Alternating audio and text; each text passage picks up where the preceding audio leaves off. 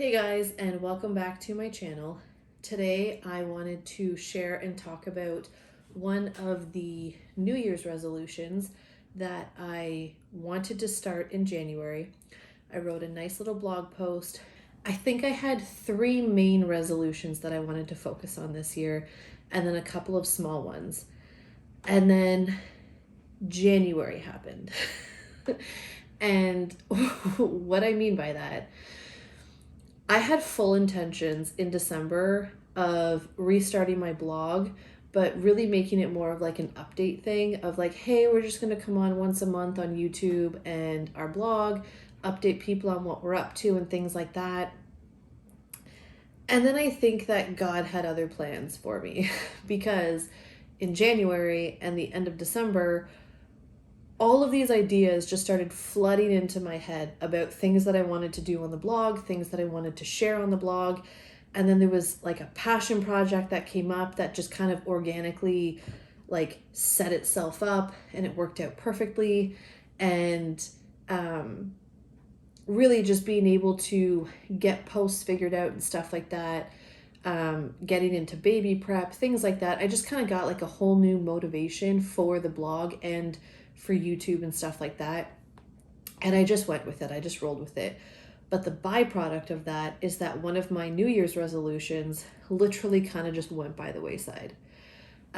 So I do have to say my fast food, like aversion from fast food for the year, January was a success. I bought one coffee and I used a toonie. So I didn't actually use my credit card, and it was a toonie that I found lying around the house. And I was like, cool, I'm going to use that for coffee.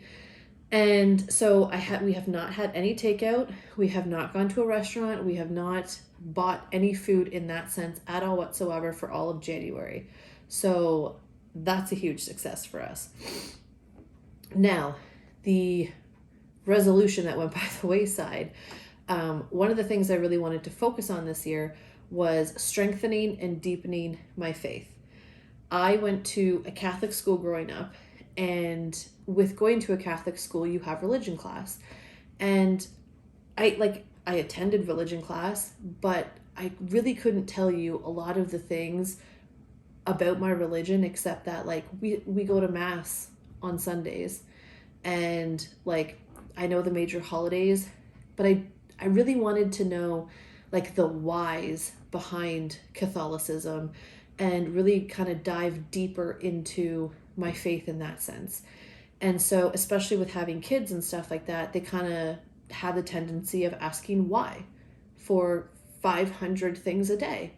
And so, as I go through educating myself on why the sky is blue and why tires are round and who invented tires and stuff like that, I definitely wanted to have my faith as part of knowing why we do things and how we do things and stuff like that. So that was one of my resolutions, was to strengthen and deepen my faith. That literally went by the wayside in January. I am due with a baby in a couple of weeks. So at the end of February, we are due to have our fifth child.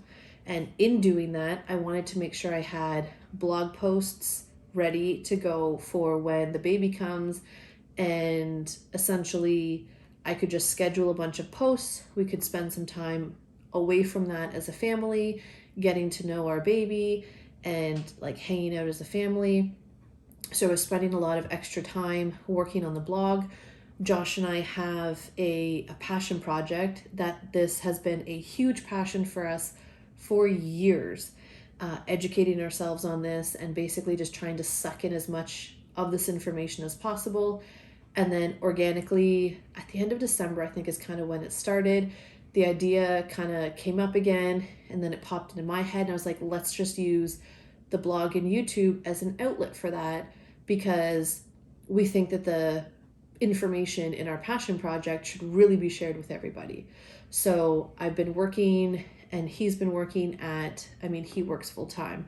So I've been working at diligently creating this series that's going to be releasing soon. And then him and I will work together in the evenings to essentially like edit and change and make everything the way we want it to look, all of that stuff. So stay tuned for the end of February. There is a little tidbit of what we're up to on the blog homepage, and our blog is Amell.Family. So if you type that into the URL, Amell.Family, you'll see our homepage, and then you can see kind of what we're up to. So right now I'm working at finishing the first portion of that. And that's essentially what I worked on for the majority of January, was getting the first portion of that ready to go and scheduling the posts to come out over time. So the other thing that I was working on in January was baby prep. I mean, you want to be prepared when you have a baby coming. And so I was preparing, like I had all the baby clothes washed, but I had to kind of bring them upstairs, figure it out. We don't know if we're having a boy or girl. So I picked some girl clothes, some boy clothes, and basically just some like gender neutral clothes, and got them all washed. I got the swaddle cloths and the little like swaddle things that my brother used for his twins that I was like trying to figure out one day. It took a while. But I got all that stuff washed. I got the car seat cleaned out. I got like the fabric on the car seat washed. I got the like winter covers for the car seat washed. Got the crib bedding washed. I still have to turn the crib around and like lift it up and all that. But essentially I went into like baby prep for baby clothes. I went into baby prep for finding like bottles, getting the pump charged, getting the pump accessories washed. I went into baby prep with making sure there was like snacks in the freezer. There was some freezer meals available for when we get home from the hospital. We're not trying to like, cook dinner all the time. We can just pull some frozen stuff out and start cooking. January was a super busy month though. And actually, there was one weekend that we actually went up to Toronto for the evening. You can see that blog post on our blog, but it was Joshua's first track and field meet, which was so much fun. But again, prepping for that, going up there takes time away from essentially trying to research and work on what I was working on. But at the same time, I feel like spending time together as a family is also like a strengthening of the family unit, which is essentially a part of faith. I wanted to do a monthly blog post that essentially would reflect back on the previous month and how well I did in strengthening and deepening my faith. And so it's the start of February right now, and I just wrote up my monthly reflection on the blog. And what I noticed is that instead of like charging ahead and deepening my faith and strengthening my faith, I actually went the complete opposite way. And I feel like January was a time where I didn't focus on prayer. I didn't focus on much. We did go to church 1 or 2 times, but there was 2 snowstorms on the weekends in January. We were sick at the start of January, and there was just kind of a lot of things in our way. And upon doing that reflection of how well I did in January, I realized I need to make a U-turn right now because I'm heading in the wrong direction. So right now is my wake-up call to pull a U-turn and head in the right direction. And so essentially writing that blog post also led me to figuring out like what happened, what went wrong.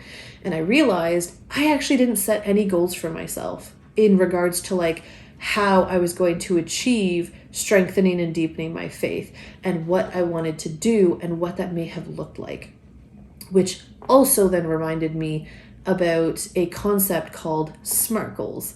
Josh and I are into personal development. We really enjoy, and we find that personal development books can really work for people who are ready to like hear what they have to say. And in that, we learned about S.M.A.R.T goals. And what S.M.A.R.T goals are is it's an acronym. So S stands for specific. So when you have a goal for yourself, and I'm going to use deepening and strengthening my faith, you have to be specific about how you're going to go about achieving that goal. So essentially for me, that would be setting some short-term goals and some long-term goals, and like defining what I mean by strengthening and deepening my faith. So I've got to get specific about my goal. The M means measurable. And so you have to have a way of measuring your goals so that way you know when you have achieved your goal. For me, there's not really going to be a measurement in the sense of like, okay, yep, I've achieved my goal. I'm good. I don't need to do this anymore. I feel like this is a journey that's going to be a lifelong, continuous journey. And I'm okay with that. Essentially, the whole purpose was to start on this path and continue down this path. And so for me, for measurable, it's going to be attaining certain goals that I have that are incorporated in my faith life. And we'll get to some of those goals later. But essentially, you need to measure or be able to measure your goals. So if you have a goal to save money or invest money, being able to measure it would be saving a certain amount each month or having a certain amount saved up by a certain date kind of thing. So being able to measure it would be using the money as measurement. The A means attainable. You have to make a goal that is attainable. So essentially strengthening and deepening my faith by setting short-term goals. I'm setting goals that I know I'm going to be able to achieve. You know what I mean? And I feel like it's quite self-explanatory, but I'll go back to finances for an example. So to have an attainable goal would be essentially not setting a goal that's like, I'm going to save $1 million in 1 year, but I earn minimum wage. That's not attainable. That could be attainable over an amount of time, but you want to make sure that you are setting a goal for yourself that is attainable, and especially within the amount of time that you want to achieve that goal. Then R means that your goal is relevant. So for me, setting my short-term goals, I need to make sure that those short-term goals are relevant to my overall purpose or my overall goal that I have. So strengthening and deepening my faith, I'm going to be setting short-term goals like making sure that I'm praying before bed, making sure we pray before meals, going to church on Sundays, like things like that. All of those are relevant in achieving my overall goal or purpose that I have set for myself. And then the T is timely. So you want to make sure that you are able to achieve this in a certain amount of time. You're time bound, there's a time frame. As I've already stated though, I know that my overall goal is going to be a forever, the rest of my life kind of goal. However, I know that my short-term goals are going to be time bound. I'm going to try and achieve things within a certain amount of time, and those goals will be time bound or timely. So I do have a write-up of this on the blog so that you can go on and you don't have to try and write down what a SMART goal is. You can quickly put it into Google, and there's nice little images that kind of explain what a SMART goal is. But that SMART goals can be put into every area and aspect of your life, and it makes it a lot easier to achieve your goals, because you're essentially, by setting a SMART goal, you're creating an action plan for that goal to be able to achieve that goal. So it makes it a lot easier to achieve your goals when you set SMART goals. In order to pull my U-turn from January of going in the wrong direction, so we've pulled our U-turn, and I have sat down and I have made some goals that I want to do over the course of this year, but it's also going to be over the course of the next couple of years, and I'll get into why it could take multiple years. But the first goal that I have is I want to pray the rosary as a family. So in Catholicism, I can't speak about other denominations of Christianity and whether they pray the rosary, but as Catholics, we do pray the rosary. And essentially, it can be a really great way to meditate and get spiritual, and praying the rosary as a family is supposed to be a plenary indulgence. And a plenary indulgence is on my list of terms to define and understand for the year. I know it's a good thing. I know it's supposed to help you essentially skip purgatory and go to heaven. But I don't really know the logistics of it and the specifics of it. So it is something that we are going to, or is on my list of things to define and understand a lot more of what a plenary indulgence is, how you can get them, and essentially why you're striving for them. I just remember reading something the other day about how praying the rosary as a family is a plenary indulgence. And I was like, cool, whatever that means. So, and that was also something that kind of kickstarted me into going like, I really need to start like understanding my faith.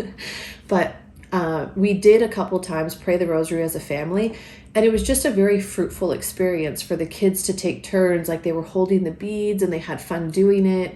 And I think like all of us got a little bit of something out of it, and it felt really good at the end after we were done praying the rosary as a family, sitting around the table. It felt good. And so I want to keep doing it. I think that it's a good thing to do on a regular basis to just, pray as a family. And so I think that doing the rosary as a family would be a great way to say a lot of prayers as a family.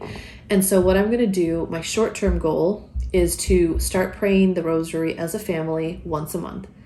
And then I will work my way up to doing it Sunday evenings before we get ready for bed. We can sit around after dinner and we can pray the rosary as a family. And we can even think of like certain special intentions while we're focusing on praying the rosary as a family.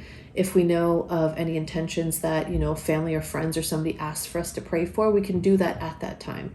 And that way we're also not only praying the rosary as a family, but we're praying as a family and we're praying for those who we care about or who have asked us to pray for them. So it's kind of like a big win-win-win there. My next goal, which I've kind of had for a little while, I think it kind of started last year, but I wanted to do faith-based activities based on what the weekly readings were at that Sunday's Mass. And so it doesn't have to specifically be the gospel. It could be like the first or second reading. But I want to do a faith-based activity with the kids. And I think it would be really fruitful for them if we were able to do it on like a Friday night or a Saturday, because we always go to church Sunday morning. And so if we could get the activity, if we do it on a Friday night after school or a Saturday during the day, and it pertains to the gospel that Sunday or one of the readings that Sunday, while they're at church on Sunday, they'll go, oh, hey, we did an activity on that, or we had a discussion on that, or we did a craft related to that, and now I know what they're talking about. And so I thought it would be a really fun and cool way to have, especially the older two. I mean, Joseph and Jordana are both under 4, so they're not quite going to get it. But I thought it would be a fun way to engage the older two a little bit more while they're in Mass. And it wouldn't be just like a priest talking at them or something like that. So that was something that I definitely wanted to start doing. And again, my short-term goal is going to be doing this once a month. And then my long-term goal is going to be working up to being able to do this on a weekly basis for the weekly Gospels. And this is one of the goals that I was talking about that's going to take several years to do, because in the Catholic Church, we follow a 3-year rotation of the missals. So we have year A, year B, and year C. And as you go to Mass each Sunday and you listen to the 2 readings in the gospel, over those 3 years, you've essentially just read your way through the entire Bible. And so 2023 is year A. And then so it's going to take me until 2026 to get back to year A. So I do plan on starting a binder, and I'll get into the whole frameworks of that binder later on in this video. But essentially, if I start a binder of the things that I have done for the month, it's going to be like 3 years later, I'm going to be adding to it kind of thing. So this is definitely going to be one of those goals that does take a little bit more time to achieve, because it's essentially a binder that I'm doing like a 3-year rotation on. So, but I think that having the activities, the crafts, and the discussions, especially as a family, and even if it is like a gospel that like you can't really do an activity or a craft with, it can be a discussion that we have at the dinner table on Saturday night before we go to church. We can talk about, this is what the gospel is going to talk about tomorrow, and like, what do you think that means? And then we can get into what it means. My other 2 goals are celebrating Christmas and Easter in a more faith-based way. I kind of chuckled to myself about this because in 2014, and I remember this so vividly, and I don't know what the person's intentions were on saying this to me. I don't know if it had the effect they were intending to, or if they were like making fun of me. But in 2014, we were at a business meeting, and we were meeting some people in the room, and somebody shook my hand and asked me if I was Christian. And I said, yeah, I'm Catholic. And he said, oh, one of those C&E Catholics, eh? And I kind of chuckled and laughed, and I was like, oh yeah, definitely, because I had no idea what he meant. And what that actually means is you're a Christmas and Easter Catholic, meaning you only go to church at Christmas and Easter, and you don't go to church at any other time during the year, and you essentially forget about your faith the rest of the year. And once I figured out what that person actually meant, it really upset me. Like, I was very upset and angry with this person. Not angry, but essentially what it was is it was the gut punch that I needed to kick my butt back into going to church. And I don't know, because they are a different denomination of Christianity than what I am, I don't know if they were trying to like motivate me to go to church and then try and get me to go to their church, or what it was. But essentially what it actually did was motivated me to get back to my church. And we had Joshua at that point. He was less than a year old. And we were basically like, you know what, if we're going to be raising kids, I think it should be like both Josh and I were both Catholic. And we thought that essentially strengthening and deepening our faith at that point was going to be an important part of being a family unit at that time.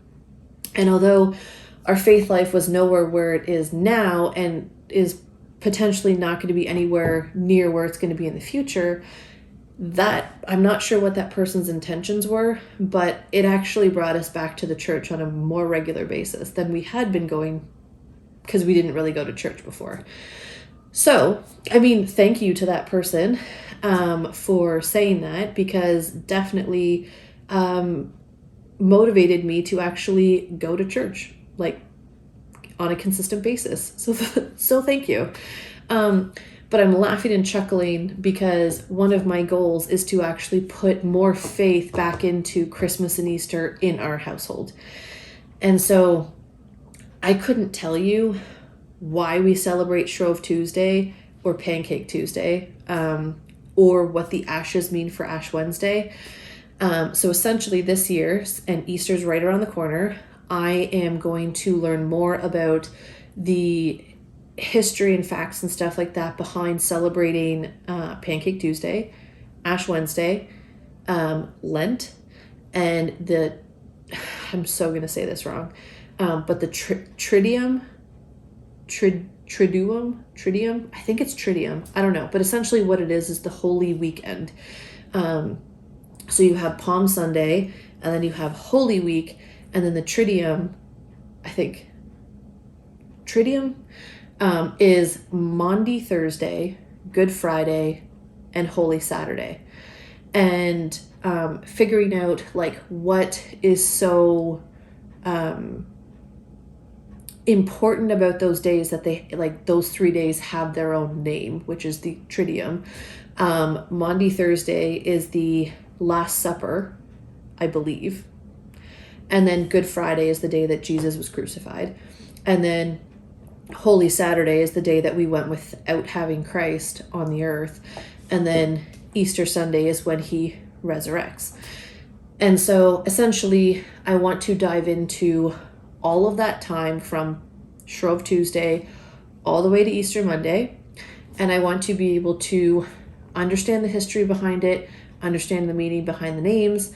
I know with Lent, it's not just about like giving up chocolate, but it's giving up something that is difficult for you while also adding in something that is fruitful for you. And so I do intend on getting the kids in on it.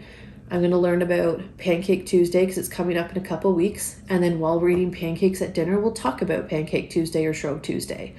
And then on Ash Wednesday, when we go to church that day for receiving our ashes, we'll talk about the significance of the ashes. I know that the ashes are made using the palm leaves from Palm Sunday of the previous Easter, and then that's where the ashes come from.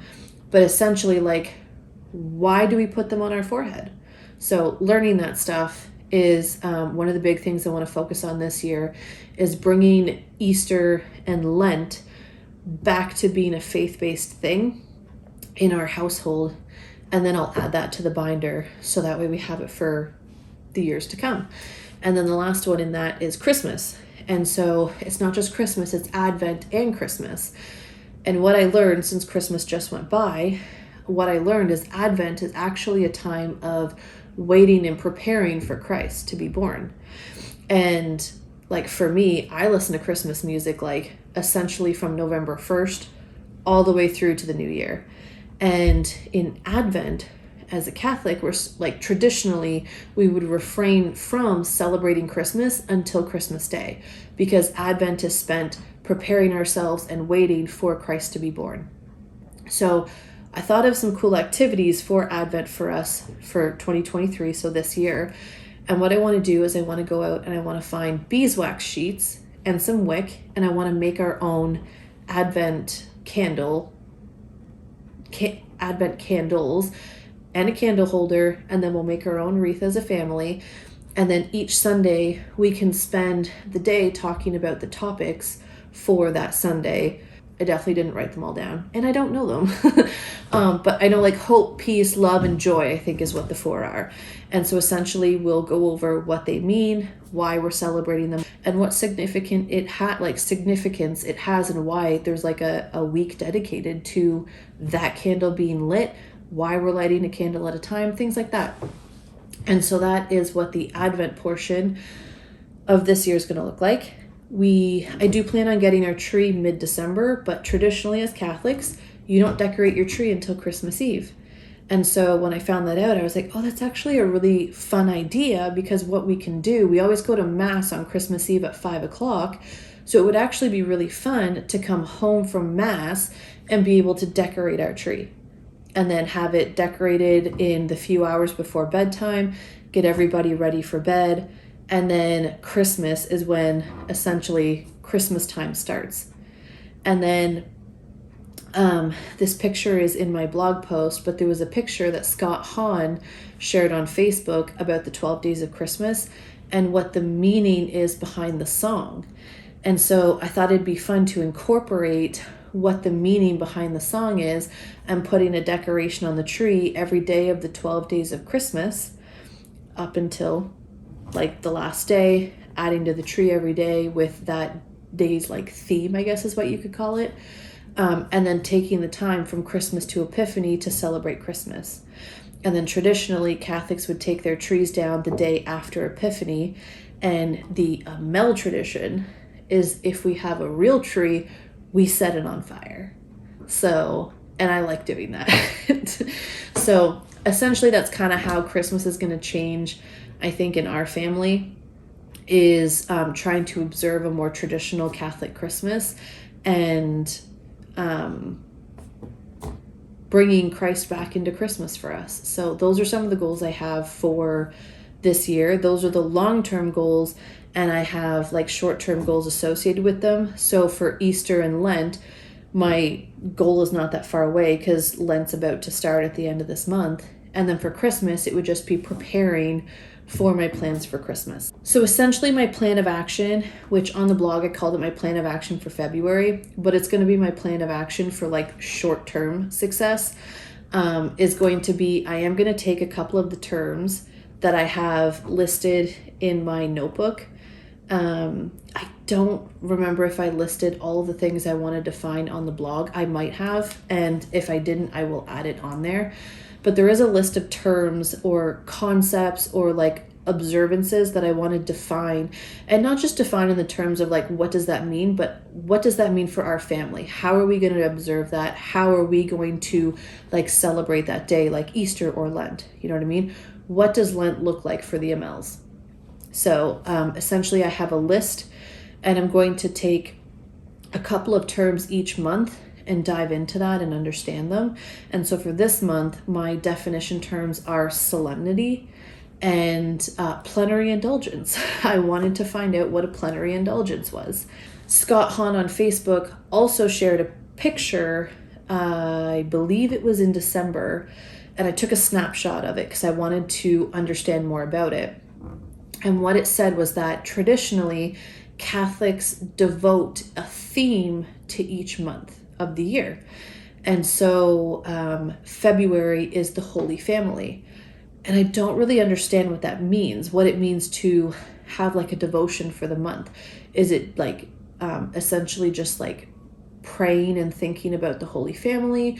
Would it be doing like activities? Like, what does celebrating and observing the dedication of the month, what does that look like? So essentially I want to dive into that, so that way I can kind of start potentially implementing it in February, or at least finding out what it means, so that way in March, when the dedication is St. Joseph, we can actually like observe or dedicate ourselves that month to that theme, and so on for the rest of the year. So that is the second plan of action I have for this month. And the third plan of action, which is actually like such a big plan of action for the month, especially when I'm due to give birth, like could be any day, it could be 5 weeks away, but is to start the binder for the activities that I want to do in regards to the Bible readings and the gospel readings. And so I'm going to start 3 binders, and I am going to label them like year A, year B, year C. But this is going to be the framework for the binder. And the binder is actually going to serve a double/triple purpose. As I said, I'm going to start 3 binders. This is year A. So we're going to start with year A, and I'll start year B next year and year C next year. And then I'll add to year A the year after that. And how I plan to organize it is I'm going to have sections that have the months of the year, so January to December. And within those sections, I'm going to have the monthly devotion. I have to figure out if they change every year, or if they're the same every year. But I will have the monthly devotion written down, and then ways that we can celebrate or observe that monthly devotion. I'm going to have saints' days and feast days, and I want to say solemnities, because I think that that's a thing that happens within the months. But I haven't defined that term yet. But I saw it on a website that I was bookmarking on my computer to dive deeper into, because this website, I think it's called catholicreadings.com or catholicreadings.org or .ca. I know it's called Catholic Readings though. And so this website actually was defining solemnity. I just hadn't read it. I was like, oh, cool. Mental note for later. I'm going to go check that out and define solemnity for myself. But essentially, I'm going to have a section for each month, and then I'm going to have like kind of a little bio. So like saints' days, feast days, solemnities, the monthly dedication, and ways that we can observe or celebrate activities or crafts we can do. So like St. Patrick's Day is March 17th. It's also our wedding anniversary. But we can figure out some crafts and stuff like that we can do. But also, since it is St. Patrick's Day, and that would be a saint's day, having the history of the saint. And so I would have a sheet protector, and all of that would go into the sheet protector for March. So I'm going to do that for each month of the year. And then I will have sections and sheet protectors pertaining to, like, I want to say like the weeks of the year, but essentially like the times of each year, because the Catholic missals don't follow the calendar year. The year starts in, I want to say Advent. I'm pretty sure it goes from the start of December to the end of November every year. And our liturgical year starts in Advent. And so for year A, I would start in Advent, and you don't get to your first Sunday of Ordinary Times until January. But essentially, having a year A, having your weeks in there where it's like first week of Advent, second week of Advent, third week of Advent, 28th week of Ordinary Times, things like that. Just having all of those in there for year A, and then having the 2 Bible readings and then the gospel reading in that one section for that week, and then being able to have activities that we can do pertaining to those readings, discussions we can have, crafts that we can do, just all in the sheet protector of the binder. And then I'm going to do that for the weekly readings. And so I'm going to need a lot of sheet protectors. I will need 3 binders. I'm going to need some dividers. I might also just use like stickers or something like that instead of a bunch of dividers. But that basically is my goal for the month right now, is to just start binder A and start where I'm at. And then within the binders, I am going to put the major holidays into their own section in the binder. So like Lent, Easter, Advent, Christmas are the like pretty huge ones for most religions.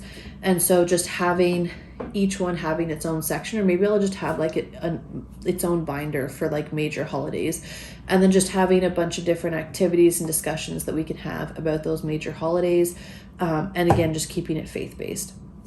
So these essentially are all of my quick goals for how I want to strengthen and deepen my faith. As I said before, I am going to have basically like a monthly journal about how I'm doing on that goal of deepening and strengthening my faith.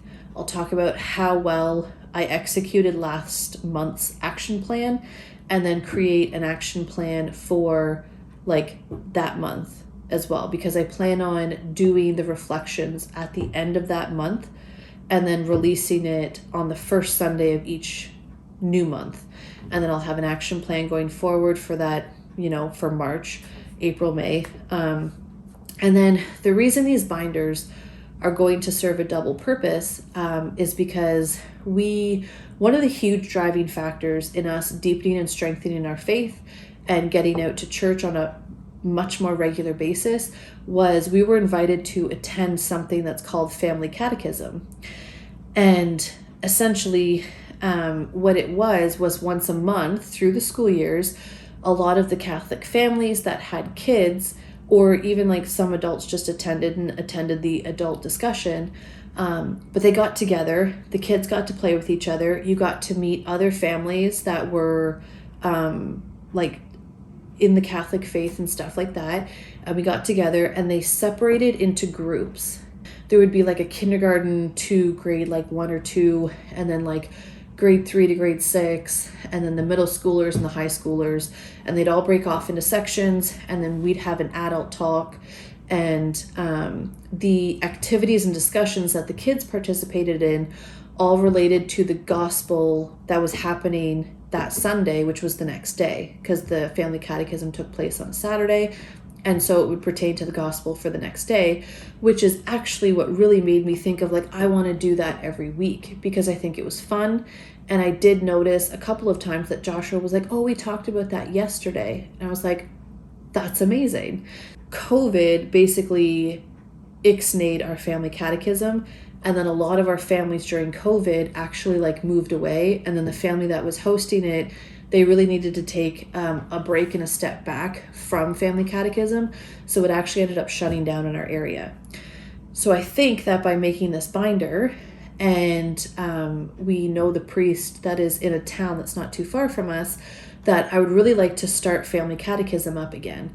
And by doing this binder and creating activities and potentially not breaking off into as many little groups as we were before, especially when it's just starting again, but being able to have activities and crafts and discussions set up for certain age groups, and then being able to start family catechism up again in September, I think that would be really fruitful, and it would be really fun, and the binder would already be there and would have everything that I would need, or somebody who was doing family catechism or running it would need to run family catechism, because it was such a fun thing. We did like basically a little potluck once a month as well. Families brought different types of things, so that way the kids, it usually took place in a school, and so we had access to the school.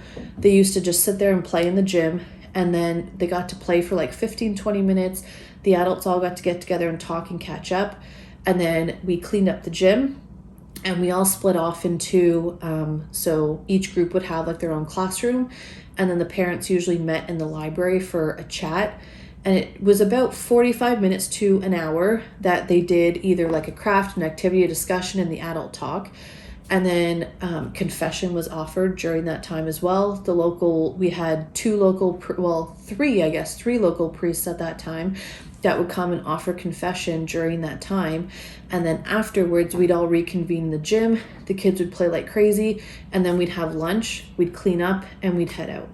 And at the end as well, there was a lot of materials available that you could basically like sign books out that were based on faith, and you could sign it out. And when you were done reading it, like bring it back the next month and stuff like that. Like it was just such a great resource and a great tool for Catholic families to get to meet other Catholic families and then get to spend time with each other and stuff like that. So I really enjoyed it, and I really hope that we can get that up and running again, because I found myself after COVID kind of started like really dying down and people started getting together again, I found myself missing it so much. Like I just felt like there was like almost like a bit of like something missing, and I really needed that.